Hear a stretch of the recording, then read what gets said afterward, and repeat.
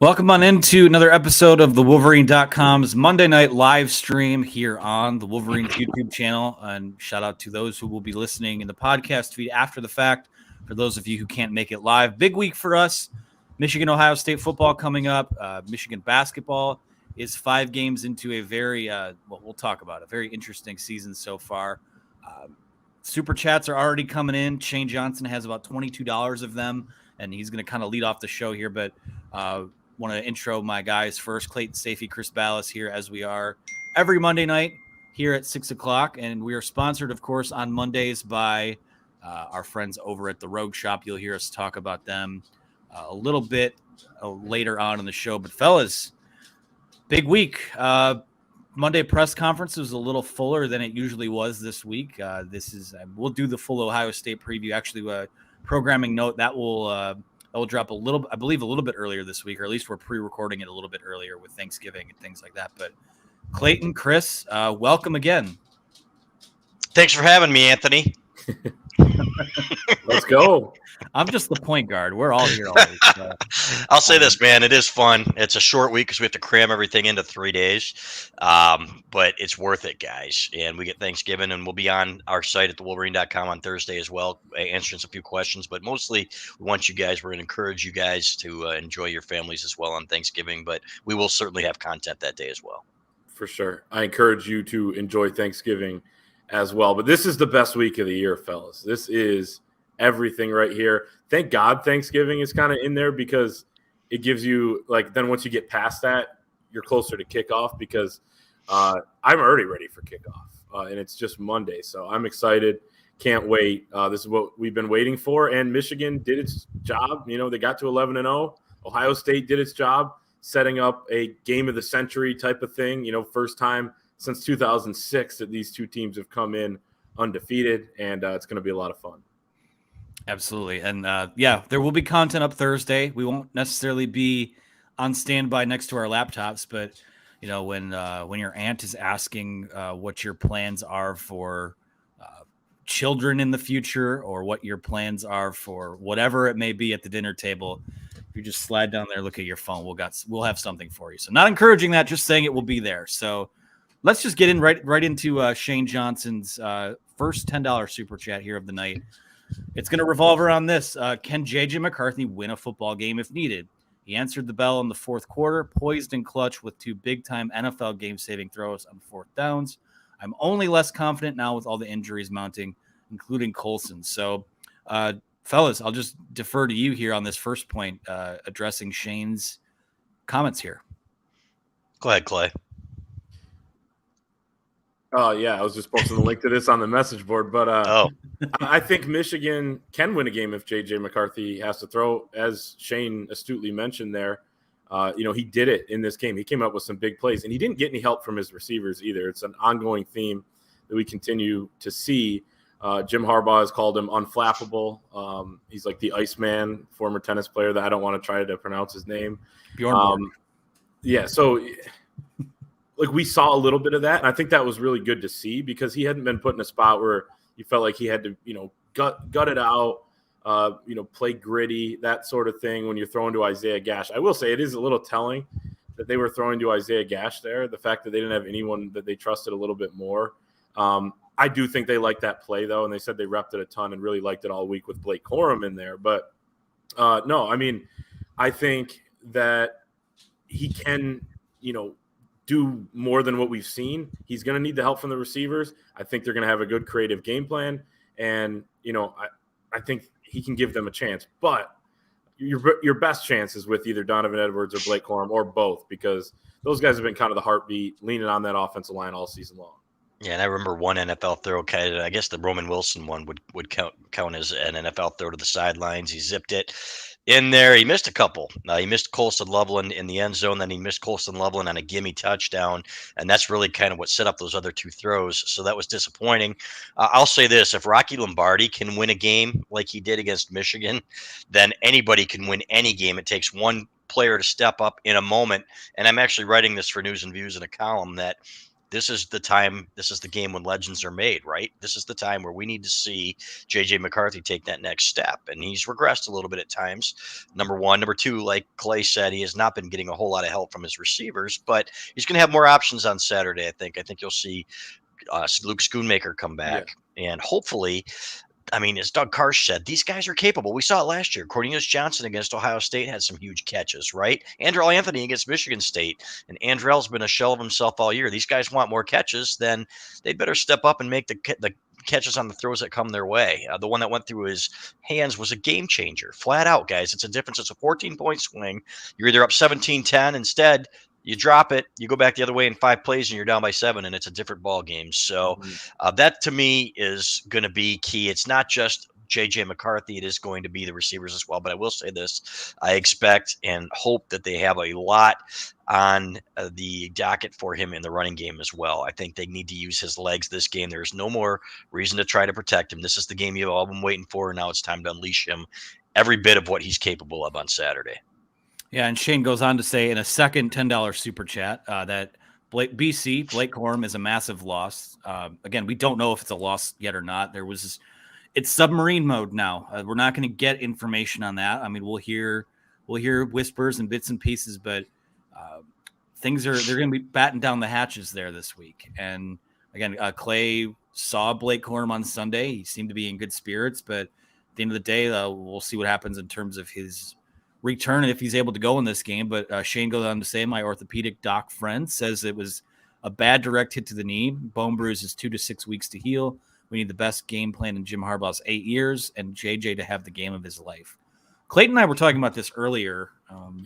I think it was either before or after the press conference where, this is a game that produces star-making turns or legacy turns. And you see guys emerge out of, Hassan Haskins was a very good football player.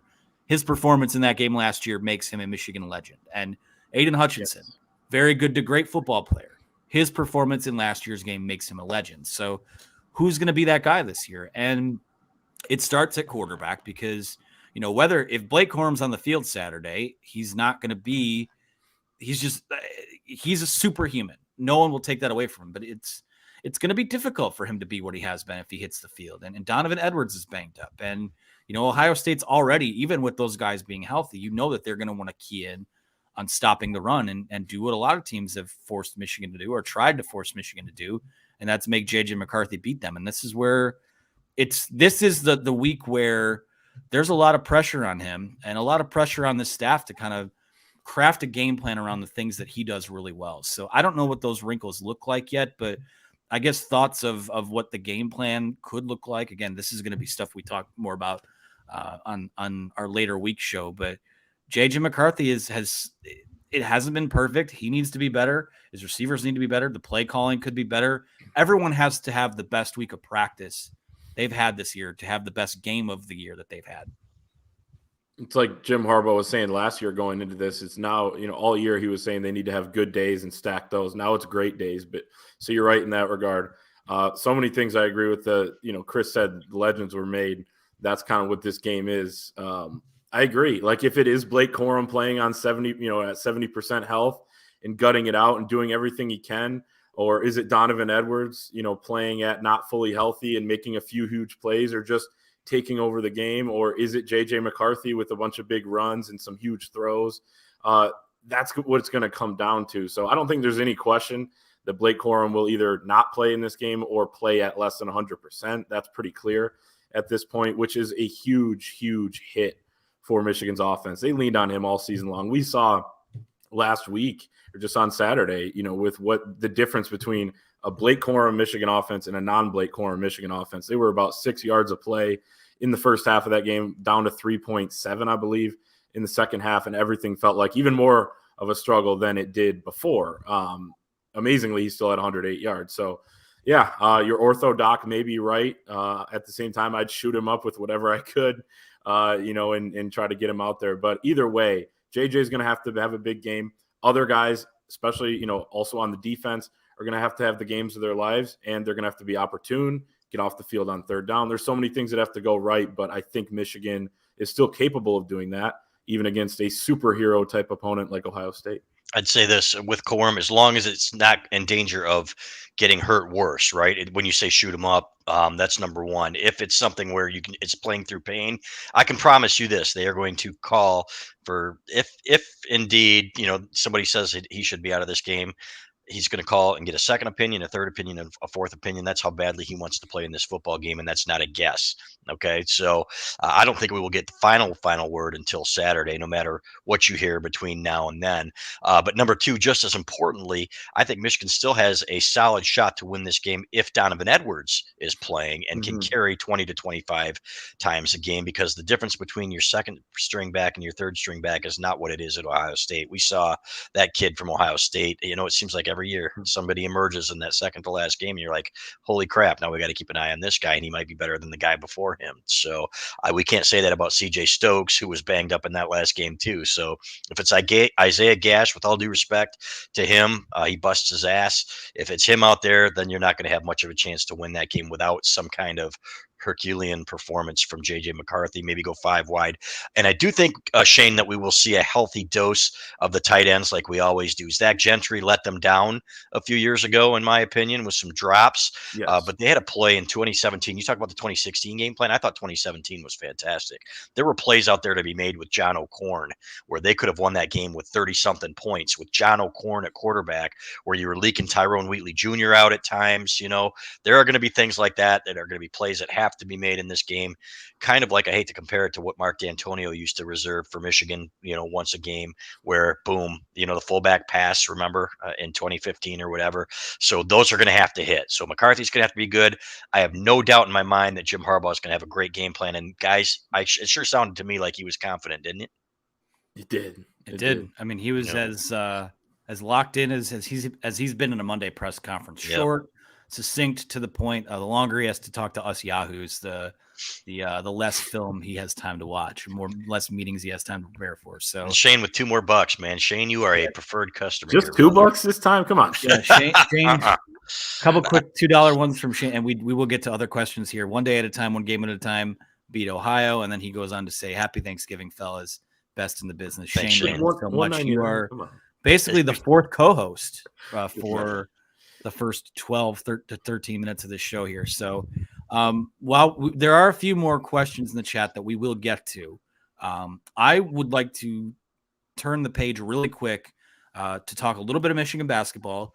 We'll do the Rogue Shop read, and then we will take as many questions as people send in the rest of the way. Sound like a plan, fellas? Yeah, as long as those questions don't go till midnight. I've got okay. Well, I got something at 12. As long as you're here up until like 7 o'clock tonight. Right. Let's talk Michigan basketball really quick. They beat Ohio yesterday. You kick off Ohio State week by beating Ohio, so at least that there's a victory vibe there. But 70-66 in overtime. This team is 4-1 on the season. Lost. It was blown out by Arizona State on Thursday night. Some close. They played a close game against Eastern Michigan a couple Fridays ago.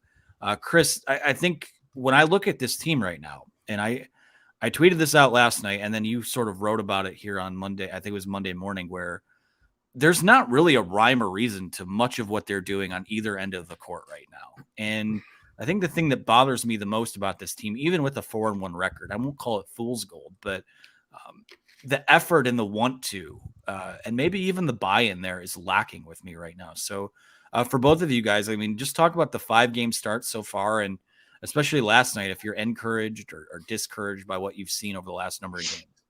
I was disappointed. And, Juwan Howard talked about mental fatigue, and I don't know what he's talking about mental fatigue at this point of the year. So other than that, I think, and that's maybe just protecting his kids, because what he said from somebody who was sitting behind the bench when he pulled off his 5 starters, right, and lit a fire under their ass, that's more telling than anything he's going to say in a press conference. So I'm not going to harp on that too much. But to me, they have not matched the energy and the intensity of the last 3 of the last 4 opponents, guys. And even against Pitt, they came out and were down 15-8 against a crappy team before they turned it on. But what we saw in the last 8 minutes of the game is that they can, right? And they were dialed in, and you saw Jet Howard finally getting down and playing hard on defense, realizing that this is not AAU ball. You know what? This is not just going out there and lighting up contested threes. And he made some clutch shots, and he's going to be a great player, but he's got to be better. And he looks lost on that side of the floor at times too. So when you say there's no rhyme or reason, part of the reason for that is you've got one guy that sometimes doesn't know what he's doing. And we saw that last year at times too, early in the year with Caleb Houston. So that's part of it.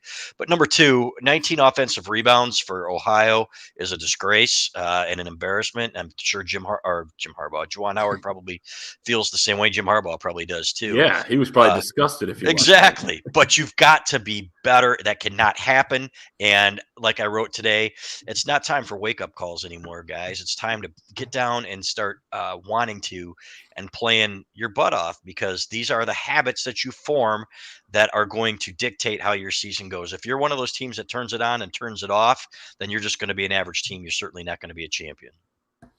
Yeah, I'll say this. You know, you're right. Like, the best part about last night is that they actually did show that they can do some of the things that we've been waiting for them to do. Now, it was for about 10 minutes, you know, in the first 35 minutes or 34, really. It started to pick up when I thought Kobe Buffkin really started playing with some more fire, getting some offensive rebounds, and then that kind of lit a fire under the rest of the guys. Even Jet Howard was playing some good defense, staying in front of his guys. Maybe mental fatigue meant within a possession, you know, with some of these young guys where, yeah, you can play sound defense for 15 seconds, but if you lose your guy, that's kind of how I took it, but I did think that was a weird answer.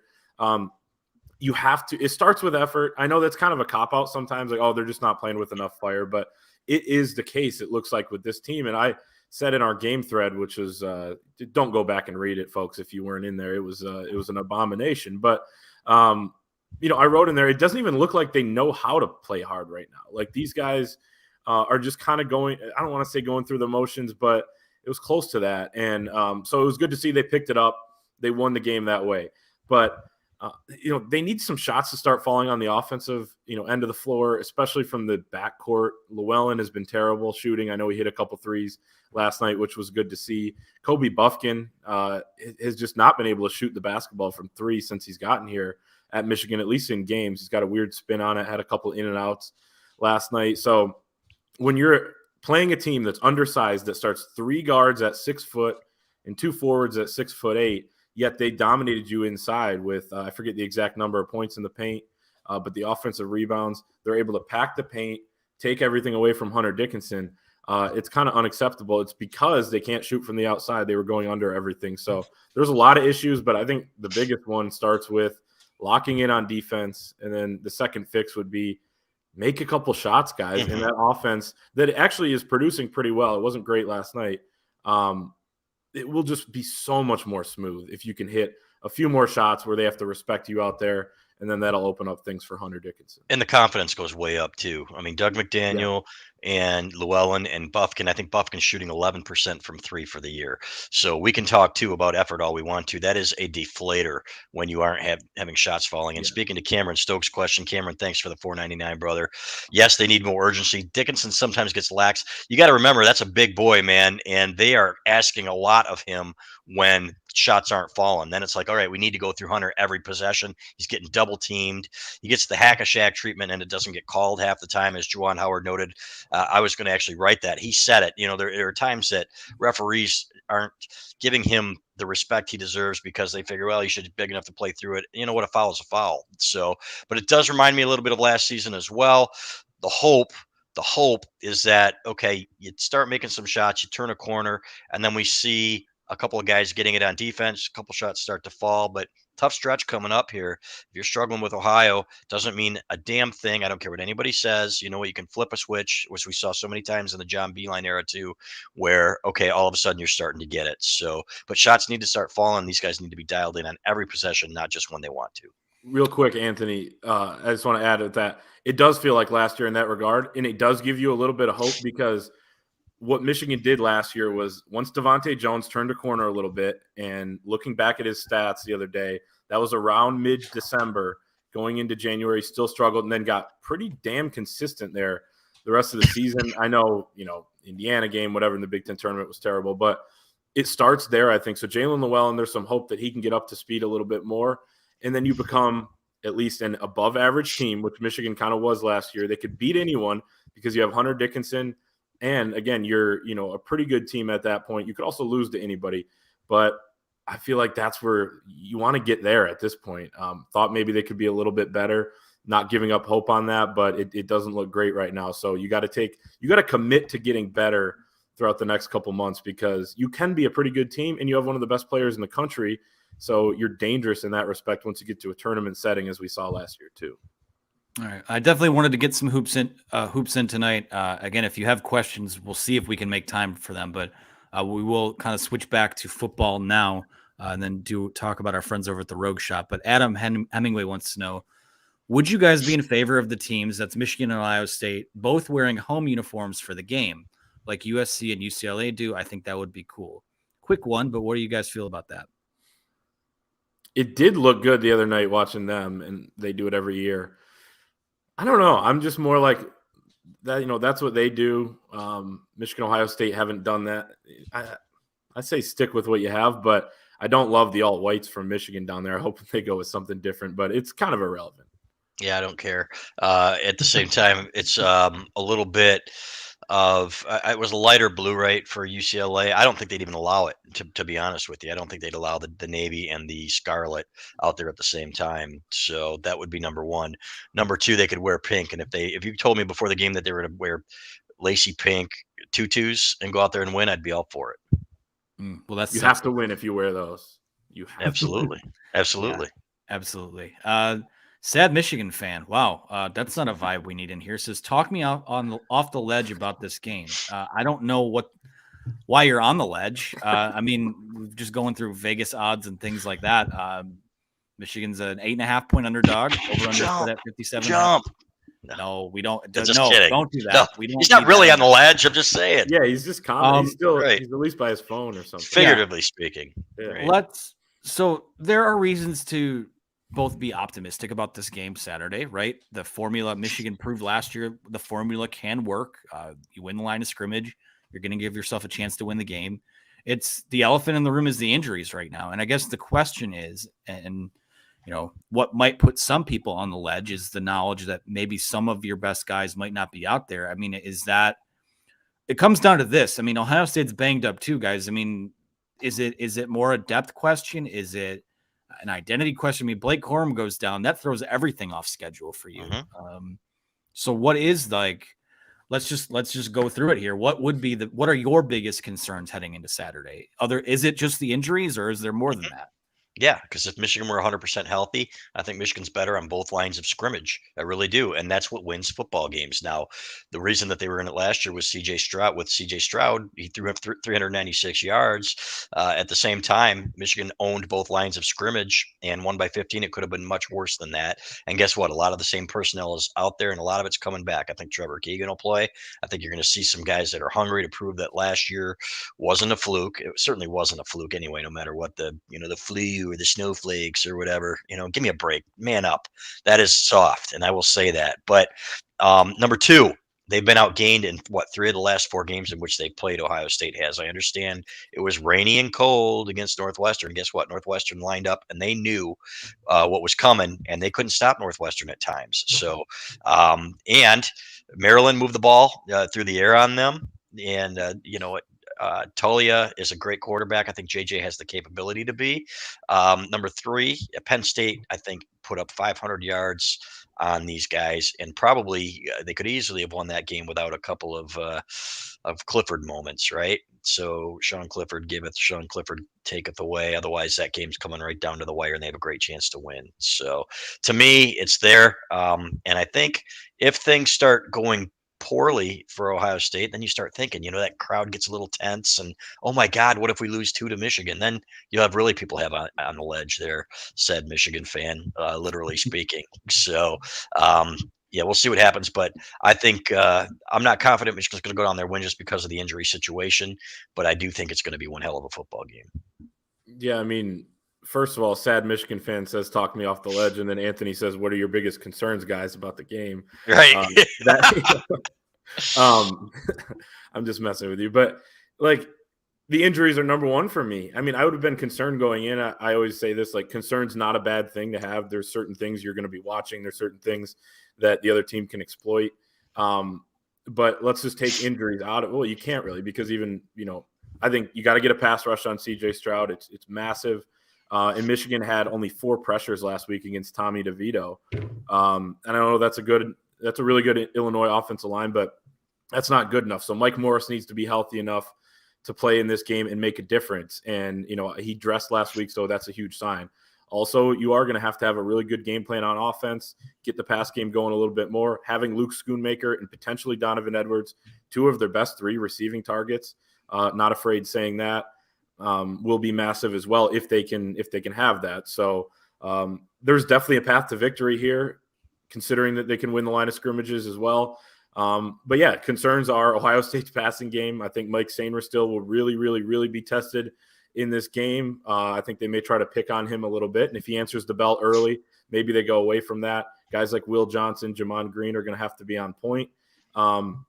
But it's going to test everyone this week. And, I think that's what makes it so exciting in a way. As Jim Harbaugh said, you can kind of go down there and see where are we at as a team. How good are we? In Ohio State, they've been chomping at the bit for this game for a while too. So you're going to have to play against the crowd. You're going to have to play maybe against the officials, as we've seen down there as well. And you're going to have to overcome a lot, but it's not impossible. This is a team that has almost lost a few games this year, and or at least played closer in some games than they should have. And, there's no reason why this game can't be any different. I want Hutch to bring up the Notre Dame Ohio State statistics in terms of sacks and pressures, because to me, it didn't look like it was Notre Dame getting into the backfield. It looked to me like Notre Dame was confusing C.J. Stroud, if I remember correctly. That was a long, long time ago now, right? 3 months. But they were dropping into coverages, kind of like Michigan did last year, when showing one thing and expecting another, and Stroud was confused. He did not play very well. Now he picked it up in the second half. But to me, they kind of copied the Michigan formula from the year before. And I think Jesse Minter is going to have something in store for them as well. Somebody mentioned Junior Colson, too. We don't know his status either. So that would be a big loss as well, obviously. I got something on that. Yes. He was spotted today sprinting in the parking lot to get into the building, catch up with somebody. There you go. I don't know what his injury was. Obviously, he was out at the end of the game. But as of now, I believe that he is not, hindered by mobility or anything like that. This guy with his, first play corn with the turkey. Now, Junior Colton sprint. You are everywhere. We're going to have you stay. We're going to stake you out in that parking lot for the next 3 days. We're going to pitch a tent out there, and that'll be perfect. So, but there you have it. So regardless, I think, and to me, Michigan's biggest advantage is the lines of scrimmage. I still think they're better guys on both sides of the line, and that's how you win football games. So there it is right there. Let's see, sacks. One sack. No hurry. And only 7 pressures. I just pulled it up on PFF too. So they really didn't get a ton of pressure. Exactly. See what I'm saying? It's not just about the pass rush. You can do things to confuse him. Yeah. Plus, it's going to be 50 degrees and a little bit of rain. And we see C.J. Stroud over there wishing he was anywhere else when there's bad weather. The body language is terrible. Maybe he proves me wrong and uses this as motivation. Stick that on your bulletin board. That's fine. Yeah, Ryan Van Bergen would say he hopes that hopes it's a little bit cold and the Rancho Cucamonga, California quarterback that's awesome. Has troubles with the game. So love RVB.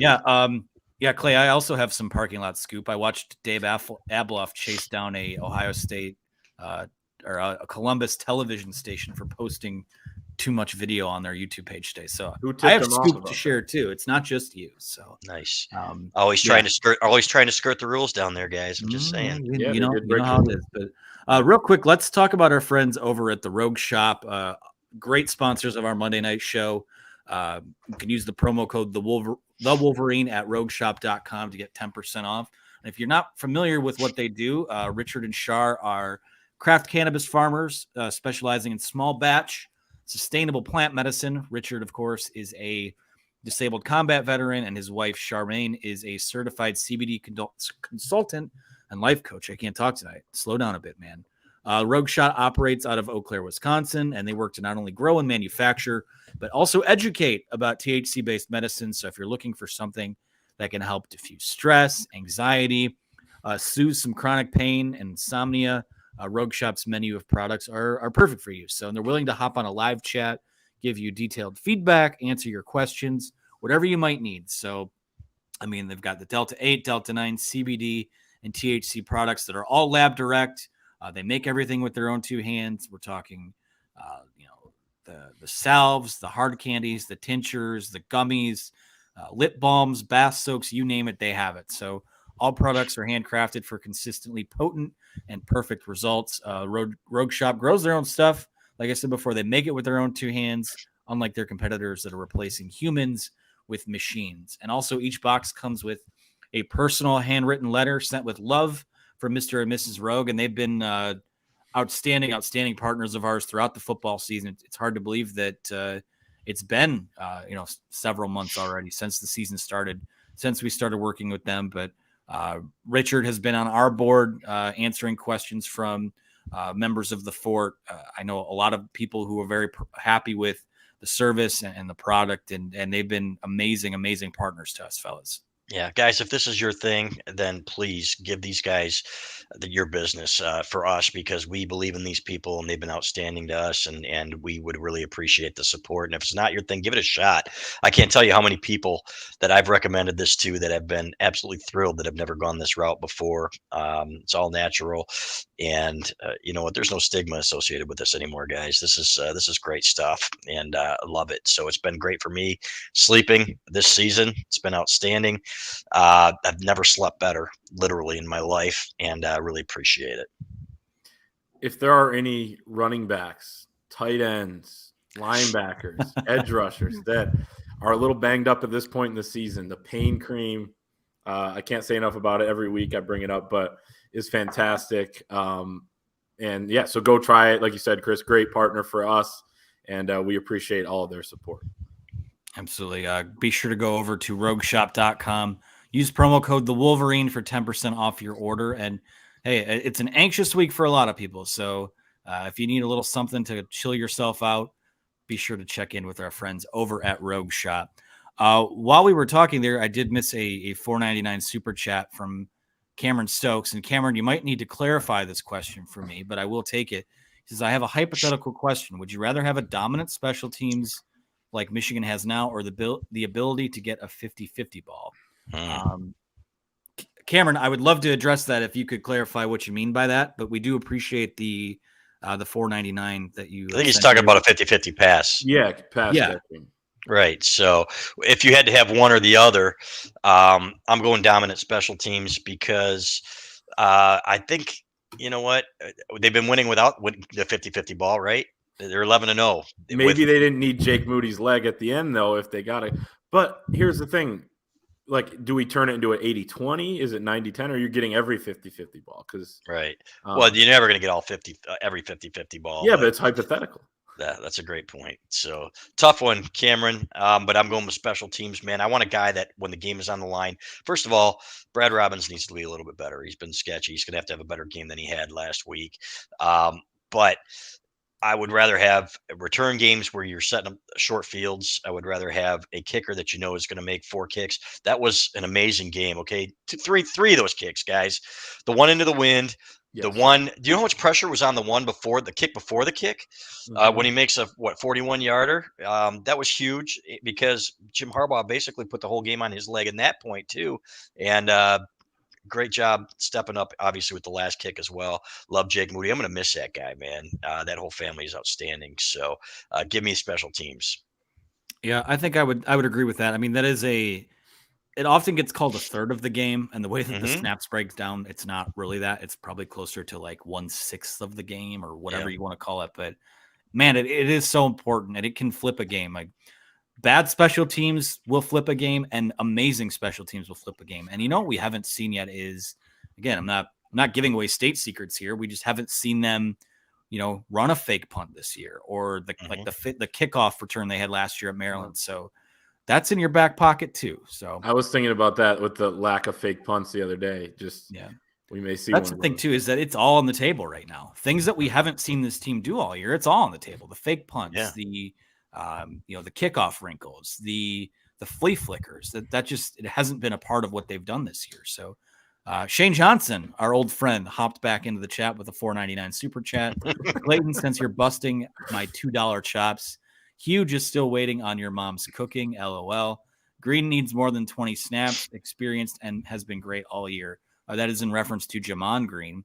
And it goes to a question that I think, Shane, I'm going to piggyback off your question here, is that one of the elephants in the room is that Ohio State passing game, as it is every time you play against this team.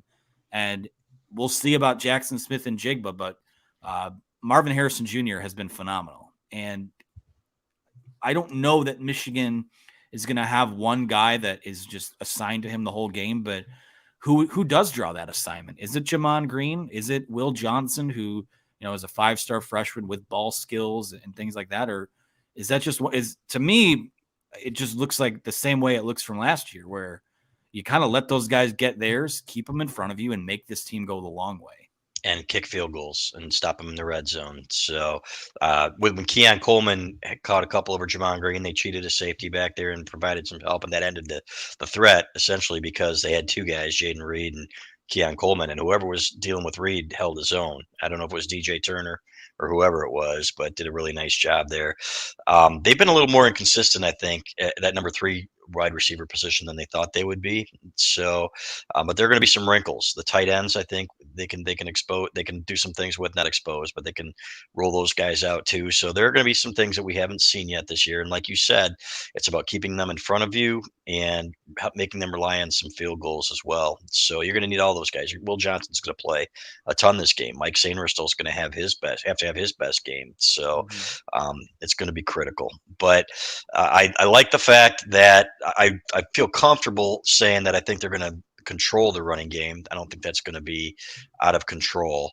And I think if they do that and make them somewhat one-dimensional, and I don't think C.J. Stroud, Tommy DeVito, a couple of these guys, the game before too, I think a couple of these guys escaped the pocket and had some nice runs as well. So you're going to have to keep those guys in front of you, Nebraska, or keep him from leaking out. But to me, it really comes down to stopping the run, make them one-dimensional, take your chances, and stop them in the red zone. I agree. Go ahead. Sorry, go ahead. Oh, I was just going to say, as far as matchups, I feel like they're going to kind of do what they've kind of done all season long, where you see DJ Turner on the right side and the other two guys kind of on the left side of the field. And with Ohio State and the tempo they go with, it's probably the smart move to just keep them on one side so you can line up quickly.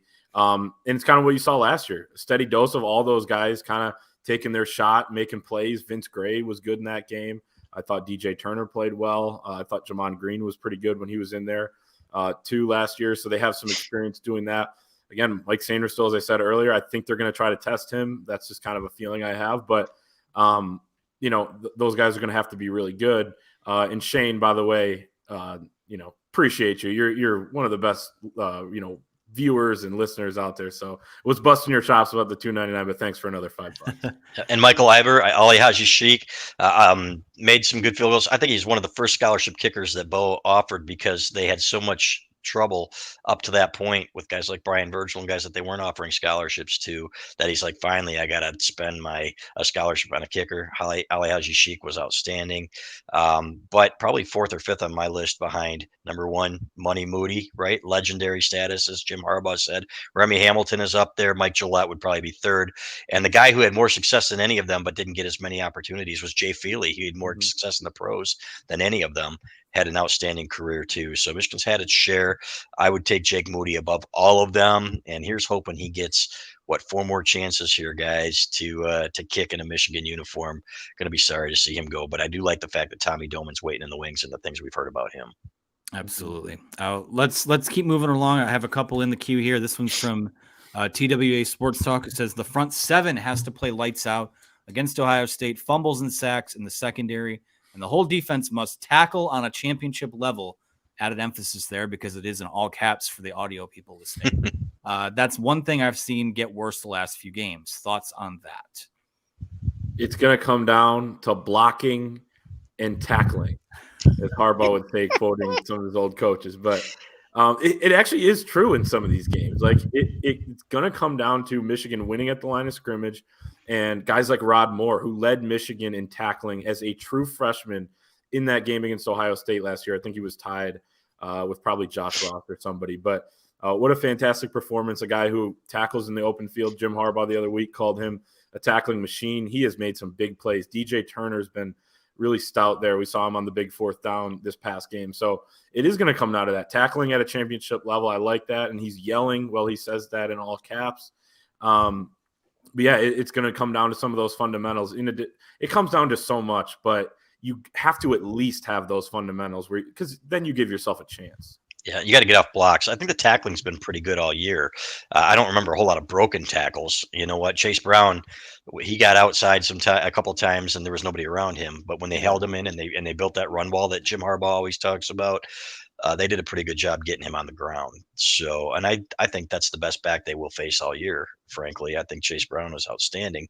No disrespect to these Ohio State backs, and that true freshman again did some really nice things in there. So, but yeah, Rod Moore, I love him back there. I think Makari Page, having him back there, he's tackled extremely well this year. So, corners, you know what? They gave up too much room, I thought, last week, guys, on the edges. They're gonna have to trust themselves. And you know what? It's like Anthony said. You know what? Stay behind them. Don't let them behind you. But you also can't respect them so much that you're giving up those 7-yard outs so that they can move right down the field. So I think they're gonna have a little bit more up their sleeve in the red zone this year. Michigan's gonna have to be ready for that. But to me, you're absolutely right. Get them on the ground. Take your chances. Hard to believe that we still have to wait 5 days for that football game. I know. It's going to be excruciating. Yeah. I mean, those guys are going to have to win their one-on-one battles. I mean, you can scheme it up all you want, but you got at least some of them, right, Anthony? At least some of them. Not all of them. You're not going to win all of them. But no, you're not going to. Right. And that's the other thing is that when we talk about when you play these superhero on superhero type of games that Jim Harbaugh references, that guess what? Your defense has been the number one defense this year. It's not going to look like that against Ohio State. Where you make your impact in a game like this is getting off the field in critical moments and forcing field goals and turning a team over, because Ohio State's going to move the ball. Michigan's going to move the ball. I'm pretty confident. Even if they do have a guy or two missing, I just think it's going to be that type of game. So we'll see what happens. But we'll move on to Jason Campbell, who says, what is the reason why each team will win or lose? He says, I'm on fire for this game. It'll be epic and go down in the history books. Whether we win or not, we are not getting rolled over this year. I guess we'll start. Clayton, I'll start with you there. Win or lose, what will that look like for each team? It's a great question. Like I kind of just said, it's so much went right for Michigan last year in that game. And even with that, Ohio State was pretty close. If they convert in the red zone a couple times, if they convert a couple more third downs, then they're right in that game. They were in that game, but they potentially win that game. So even though Michigan dominated lines of scrimmage. So I think it starts there for Michigan. And if you can have at least, again, one of those two backs healthy enough to play and make an impact, then I think you can move the ball. The reason why Michigan would lose is probably a lack of having it, Blake Corum or Donovan Edwards and them being effective and, not being able to get enough going through the air. Against an Ohio State defense, I think there are plays out there to be made against. So, I hate that so much of this week has come down to the storyline of health, but that's where this thing's at. Both teams are banged up, though, so Michigan's going to have a real shot here. Yeah, but Ohio State is better equipped to deal with it because they have more depth. Just like we talk about Michigan's depth often playing so much of a factor over the teams behind them. Ohio State is by far the most talented team on its entire roster when you look at 1 to 85 scholarships. So they can plug in a guy as their third string back, like we said, and he might be the best back that they've thrown out there all year. So, and I do want to make a point though, last year, a lot went right for Ohio State to stay closer in that game too. There was a fourth down pass, behind somebody's back. There was a bounce, the one at the goal line at the 5-yard line. It looked like it hit the ground, but it didn't. It hit somebody, bounced into a receiver on fourth down. The play that goes over Aiden Hutchinson's fingers by, so that could have easily been a 3-touchdown game. And but give him credit. Ohio State doesn't quit in this game. And that's why, to me, I don't think Michigan's getting rolled either, Jason, with one exception. If Isaiah Gash is your featured back out there in the second or the third quarter, with all due respect to him again, because I think he's a great kid, but then your offense, you're asking an awful lot of a receiving core and a quarterback that haven't shown that they can win games for you yet. What's to lead us to believe that they're going to be able to do it in that environment this year? Yeah, and for me, like, the thing is I know that injuries are going to be a factor. Even if guys play, they're going to be banged up, and that'll be the case for both teams. But and I know we don't want to invoke their name on this podcast, but you have to play the games too. And I've seen a team like Michigan State go down to Columbus and beat them it was a rainy day, but they beat them with their third string quarterback. And you have to play the game, and you can't game plan during the week feeling sorry for yourself. You got to put a good game plan in. Your guys have to be ready to go, whoever it may be. And you have to come out and set the tone best you can. And this is where, this game will always test where Michigan is at from a talent perspective, from a program perspective. But this is going to be another win, or another game, I should say. Obviously, we hope it's a win where your culture is tested and your makeup is tested. And I feel like it's just going to be all hands on deck, and those guys will gut it out and do the best they can. Let me ask you guys this, because I was writing Harbaugh when you guys were interviewing the players, but it sure as heck didn't seem like those guys were feeling sorry for themselves. They were talking like guys that, whether or not Corum was playing, they were expected to win that game. Is that right? Yeah, and a guy like Ryan Hayes straight up said, like, we know that if we lose this game, our season loses meaning. It doesn't completely lose meaning because you could still get into the playoff, but they know what's on the line this week. And the nice thing about it is that I think the thing that is probably working best in their favor is that you do have that win last year in your back pocket. And there are a lot of guys still on this team that are still healthy that made big plays in that game last year. So, like I said, I like the makeup of this team. It's impossible to know who's, we get a lot of questions in here, who's in, who's out, or Michigan screwed if X player is out, like, play the football game. And that's all you can really do. And it's going to be tough to get a read on who's in and who's out, probably until we get there for warm-ups on Saturday. And we're on the field or up in the press box with our binoculars out, but you got to play the football game. I'm not doing the week-long feeling sorry for Michigan because they might not have a full allotment of guys. That's just the nature of the sport this time of year. So I will go on record as saying Donovan Edwards will play. It's just a matter of what's his role going to be. I think that's me. That's me talking. And Anthony, you play to win the game too. You don't just play the football game. You play you play to win the game. There you have it. Clayton Herman Edwards Sayfie there on the Gary Klein with a $4.99 super chat says, after JJ's crazy throw in the Penn State game, doesn't it seem like they've tried to reel him in some, limiting his talent maybe? I don't see them reining him in. I think he's got plenty of license still to make plays. They just, for whatever reason, they aren't hitting on them. It's sometimes it's him, sometimes it's a route, sometimes it's a drop. That's one thing's for sure. Whatever it is, it's got to look the best that it has all season in this game on Saturday. Yeah, I don't agree with that. I think that they've still run some things that he could have easily executed, but hasn't, or that he has executed, and then the receiver messes it up. Or, as we've seen since that Penn State game, to be quite honest with you, we've seen too much pressure, in my opinion.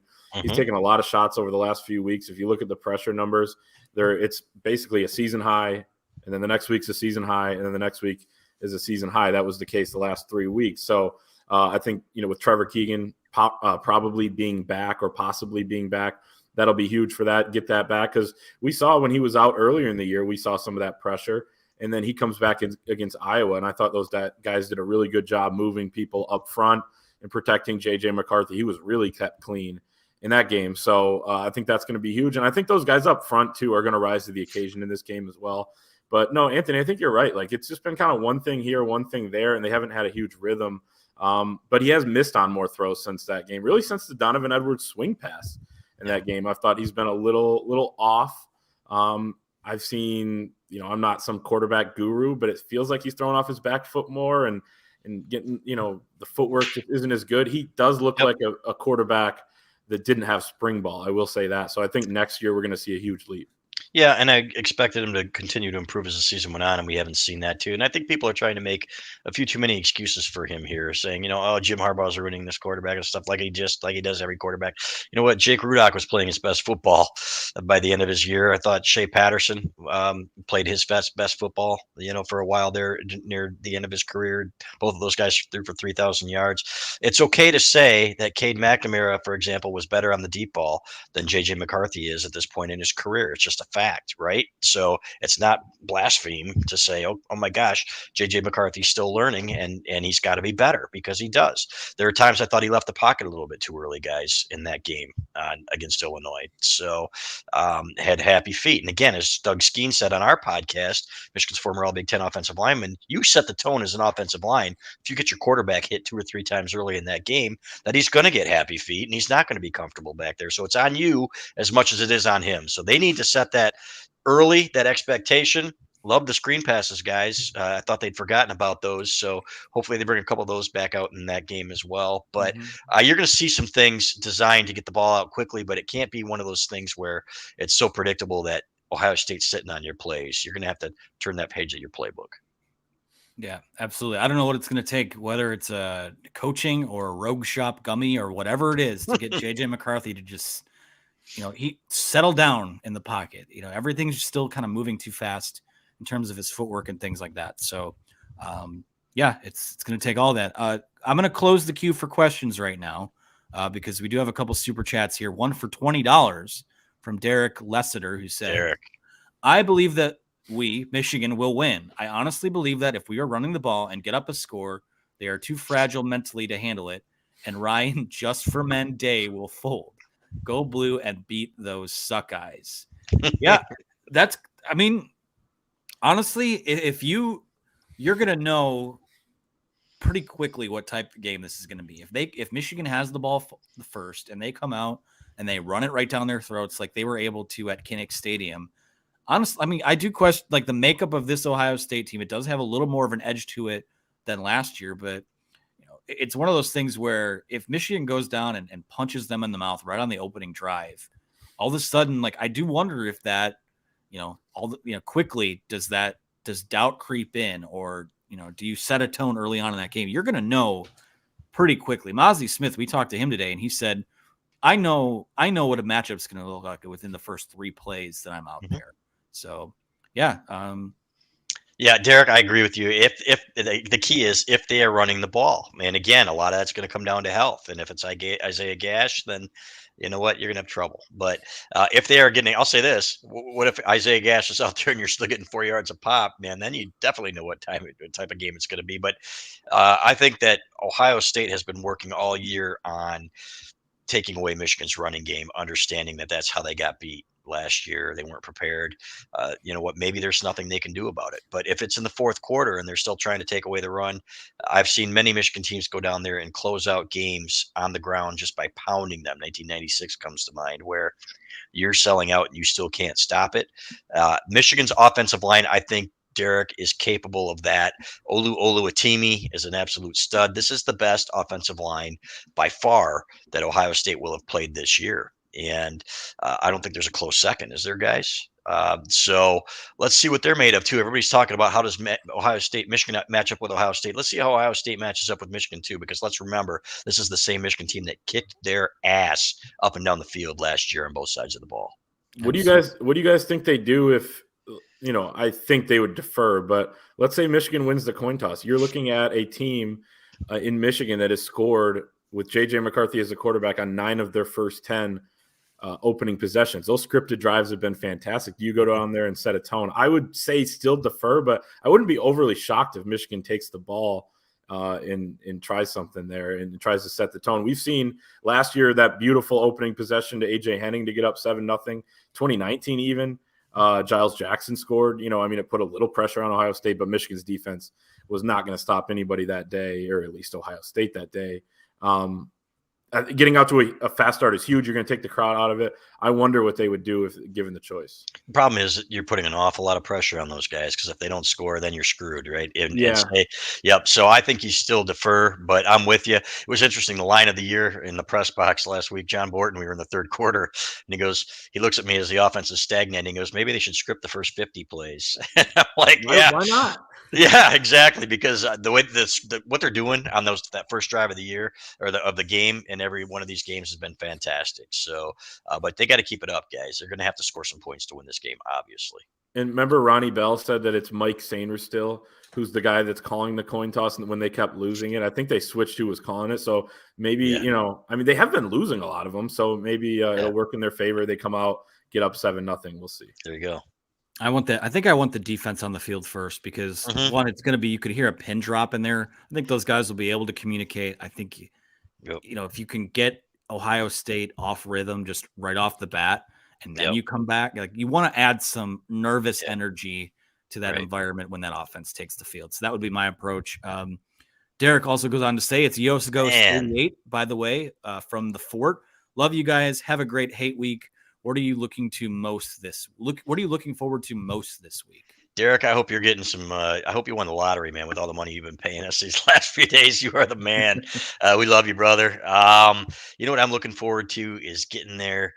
What I'm looking forward to the most is getting on that field in the last few minutes and finally feeling what it's like to win down there again. Because I was on the field in 2000 when Drew Henson scored on the naked boot there and put that game out of reach. And the smells, the feeling, there's nothing like it, as Doug Skeen says, when you're down there and you can just feel the whole stadium deflate and the air just come right out of it after you win. But the atmosphere, everything about it is just different, Derek. If you've never been there, you should go. Just don't wear your Michigan gear because you probably won't get out of there alive. Those people are crazy.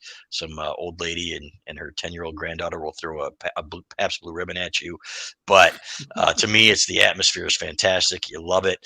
I can't wait to go down there with my brothers and enjoy it Friday night. It's going to be hard to sleep, guys. I'll be honest. It's like Christmas morning and you wake up in the morning and getting there and just a whole lot of fun. That's really what I'm looking forward to the most. It's my first trip down there to Columbus for a game.